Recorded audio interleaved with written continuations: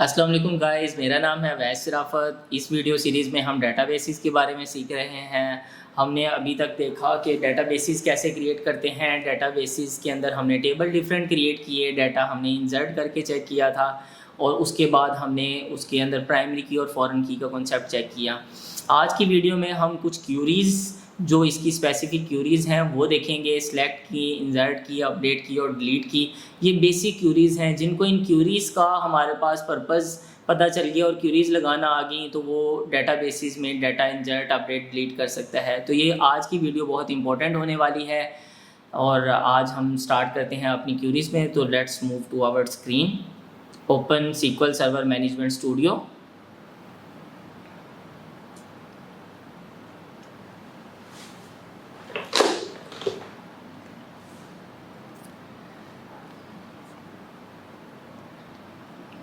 SQL server management studio हमारा open हो गया है। इसके अंदर हम विंडोज़ ऑथेंटिकेशन के साथ ही कनेक्ट करते हैं और हमने डेटाबेस के अंदर जाके देखना है हमारे सिस्टम के अंदर कितनी डेटाबेसेस हैं।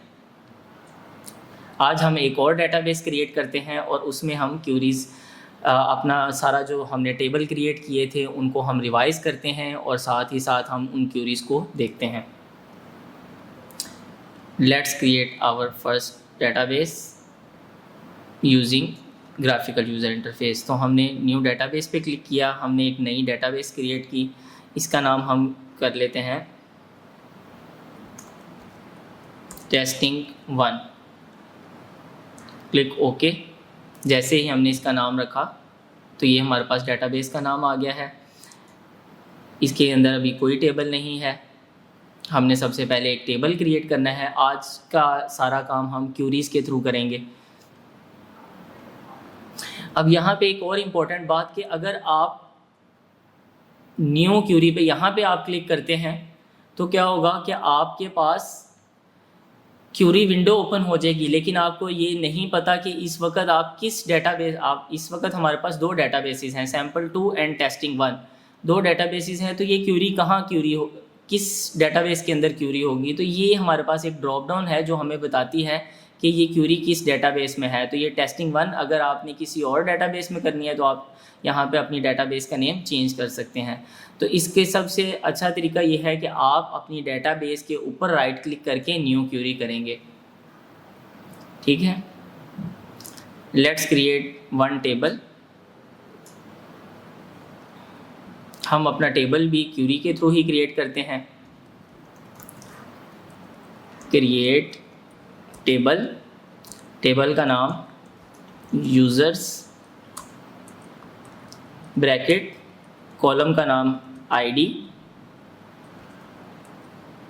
Begin data type not null, comma, second column,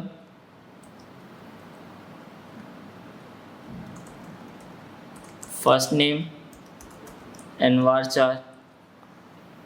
50,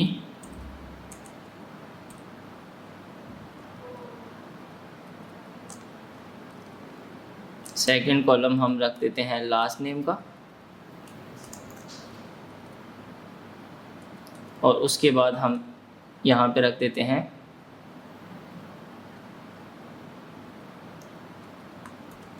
phone अनवार 50 और इनको भी हम नॉट नल कर देते हैं।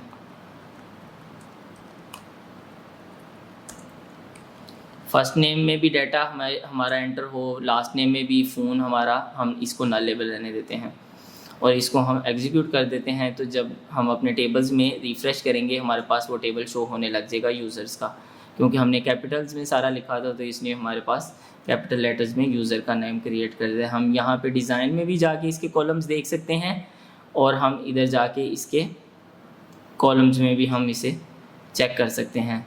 इसको पे प्राइमरी की कैसे इंट्रोड्यूस करवाते हैं, लास्ट वीडियो में मैंने आपको बताया। इसको एज सेट प्राइमरी की करना है और इसकी आपने आइडेंटिटी स्पेसिफिकेशन यस कर देनी है। ये काम आपने हमेशा करना है।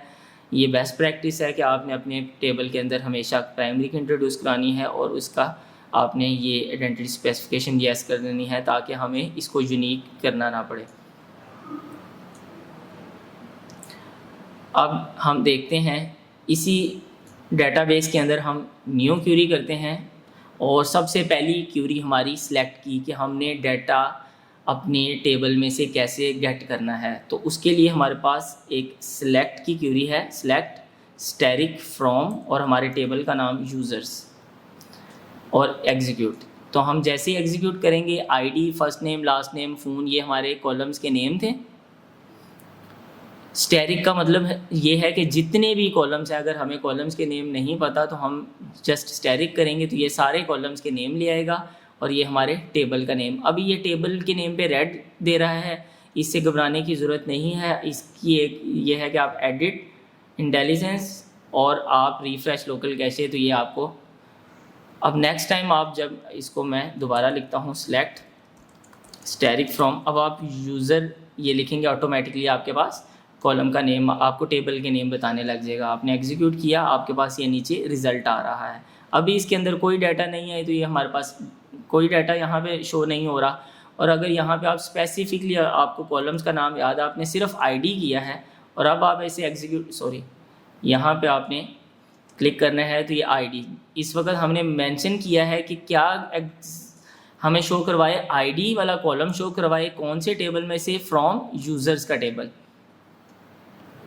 और इसके साथ अगर हमने और कोई कॉलम है तो first name then again execute. तो हमारे पास जैसे जैसे हम कॉलम्स का नेम ऐड ऑन करते जाएंगे हमारे पास उतने कॉलम्स आते जाएंगे। और अगर हमने सारे कॉलम्स लेने हैं तो सिंपली आप स्टैटिक कर दें और इसे कर दें तो हमारे पास सारे कॉलम्स आ जाएंगे। अब एक हम इसमें इंसर्ट करते हैं, उसके लिए अगेन हम यहाँ पे न्यू, इस विंडो को हम यहीं पे रहने देते हैं और यहाँ पे अगेन न्यू क्यूरी करते हैं और यहाँ पे हम इंसर्ट करते हैं एक डाटा, इंसर्ट इनटू यूज़र्स। अब यहाँ पे हमें मेंशन करना पड़ेगा कि कौन कौन से कॉलम के अंदर हमने डाटा डालना है। इसके कितने कॉलम्स थे, ID, first name, last name और फ़ोन, ये हमारे इसके कॉलम्स के नेम थे। अब आईडी को क्योंकि हमने प्राइमरी क्या कहा था और उसकी हमने आइडेंटिटी स्पेसिफिकेशन ऑन की थी तो उसके अंदर हमें डाटा डालने की ज़रूरत नहीं है, तो हम आईडी के कॉलम को यहाँ से रिमूव कर देंगे। उसके बाद इसमें कीवर्ड है वैल्यूज़ का, वो हमने मस्ट लगाना है। इंसर्ट इनटू यूज़र्स, इंसर्ट हमारा इनटू ये हमारा कीवर्ड है। यूज़र हमने टेबल का नाम बताया, ये हमने फर्स्ट नेम, लास्ट नेम और फ़ोन उसके कॉलम्स के नाम मेंशन किए, वैल्यूज़। और अब हमने इसके अंदर सिंगल कोट के अंदर हमने अपना फर्स्ट नेम एंटर करना है अवैस। यहाँ पे हमने डबल कोट्स यूज़ नहीं करने, यहाँ पे हमने स्ट्रिंग को मेंशन करने के लिए सिंगल कोट्स यूज़ करने हैं। Enter the last name and phone number, क्योंकि हमने तीनों की डाटा टाइप n बार 4 50 रखी है तो हम इनको स्ट्रिंग यहाँ पे ऐड करेंगे। हम यहाँ पे 1 2 3 नहीं कर सकते सिंपली, क्योंकि हमने यहाँ पे इसके ऊपर अगर आप माउस रखेंगे तो आपके पास ये शो होगा कि इसकी डाटा टाइप n बार 4 नल है। हम इसमें पहला रिकॉर्ड इंसर्ट करते हैं, 1 रो अफेक्टेड, इसका मतलब है पहला रिकॉर्ड इंसर्ट हो चुका है। इसको देखने का क्या तरीका है, देखने के लिए हम सिलेक्ट की क्यूरी यूज़ करेंगे, वही सिलेक्ट की क्यूरी जो अभी हमने पहले लगाई थी, सिलेक्ट स्टैटिक फ्रॉम यूज़र्स। ये हमारे पास आईडी 1 अवैस शराफत 1 2 3, ये अभी हमने जो एक रिकॉर्ड इंसर्ट किया वो यहाँ पे आने लग गया और इसको एक आईडी असाइन हो गई है 1 ऑटोमेटिकली। क्यों, क्योंकि हमने इसको आईडी को प्राइमरी की दिया था और इसको ऑटो इंक्रीमेंट दिया था, तो 1 इसकी पहली प्राइमरी की ऐड हो गई है। लेट्स ऐड अनदर रिकॉर्ड,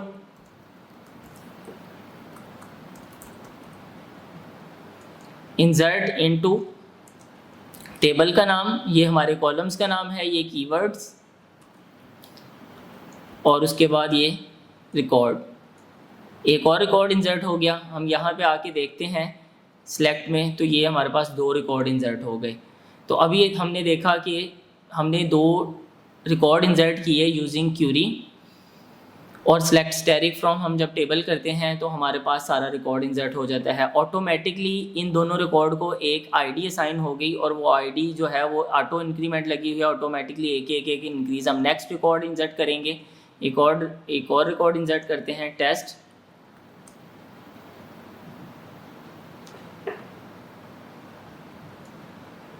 यहाँ पे आके हम सेलेक्ट करते हैं तो ऑटोमेटिकली एक और रिकॉर्ड इंसर्ट हो गया और वो हमेशा बॉटम पे इंसर्ट होगा और उसकी आईडी जो है वो जो लास्ट की आईडी होगी ऑटोमेटिकली उसमें एक इंक्रीमेंट होके उसे आईडी। अब यहाँ पे हमारे पास डिफरेंट, मैंने बताया आपको कि वेयर क्लॉज है, जब अगर हमने स्पेसिफिकली किसी रिकॉर्ड को चेक करना है तो यहाँ पे हम मेंशन कर सकते हैं आईडी इज़ इक्वल टू 1, तो हमारे पास सिर्फ 1 रिकॉर्ड आ जाएगा। अगर हम यहाँ पे 2 करते हैं तो यहाँ पे 2 का रिकॉर्ड आ जाएगा। और अगर हमें मल्टीपल आईडीज़ का रिकॉर्ड चाहिए तो हम यहाँ पे मेंशन करेंगे इन 1 और 2, तो हमारे पास 1 और 2 आ गया, 3 हमारे पास रिकॉर्ड यहाँ पे नहीं आया। या अगर हम 2 और 3 करते हैं तो हमारे पास आ जाएगा 2 और 3 का रिकॉर्ड 1 नहीं आया।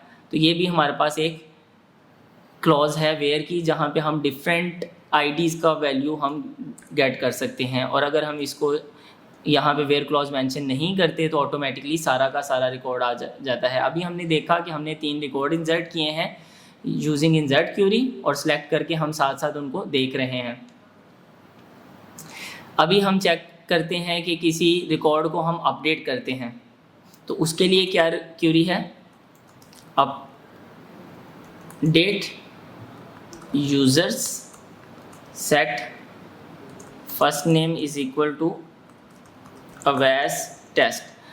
अपडेट और डिलीट की क्यूरी करते वक्त आपने ध्यान रखना है कि आपने हमेशा वेयर क्लॉज ऐड करनी है। अगर आप वेयर क्लॉज ऐड नहीं करते तो इससे क्या होगा, update user set first name is equal to Awais test, जितने भी रिकॉर्ड्स हैं आपके टेबल में सबका जो फर्स्ट नेम है वो अवैस टेस्ट हो जाएगा।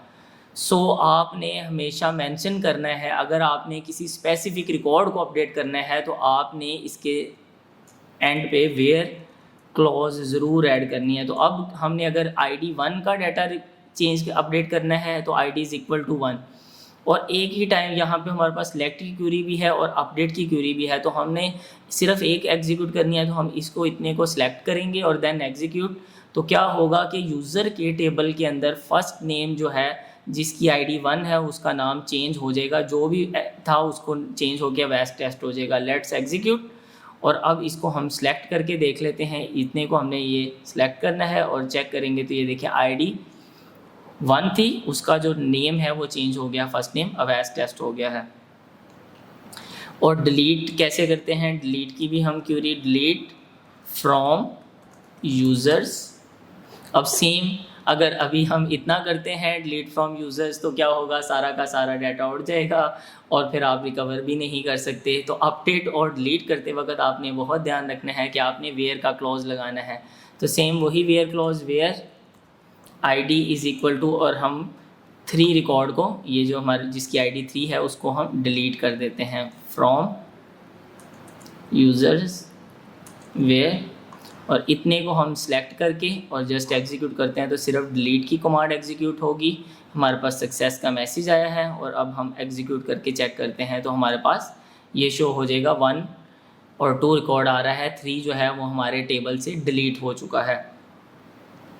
तो आज की अभी तक वीडियो में हमने देखा कि हमने एक टेबल के अंदर डाटा इंसर्ट किया यूजिंग इंसर्ट क्यूरी, हमने सेलेक्ट करके देखा कि उसके अंदर डाटा इंसर्ट हो गया है, फिर एक स्पेसिफिक रिकॉर्ड को हमने अपडेट किया और हमने फिर उसको डिलीट भी करके देखा। अगर आप ये वेयर क्लॉज मेंशन नहीं करते अपडेट और डिलीट के केस में तो आपको मैंने बताया कि बहुत बड़ा मसला हो सकता है कि आपके सारे रिकॉर्ड अपडेट हो सकते हैं, अगर डिलीट है तो सारे रिकॉर्ड डिलीट हो सकते हैं। अगर तो आपने सारे डिलीट करवाने हैं देन नो इशू, आप डिलीट फ्रॉम टेबल करें, सारे रिकॉर्ड डिलीट हो जाएंगे। अपडेट आपने सारे करने हैं, जस्ट अपडेट करें तो अपडेट हो जाएंगे। बट अगर आपने किसी स्पेसिफिक रिकॉर्ड को अपडेट या डिलीट करना है तो बी केयरफुल कि आप वेयर का क्लॉज ऐड करें।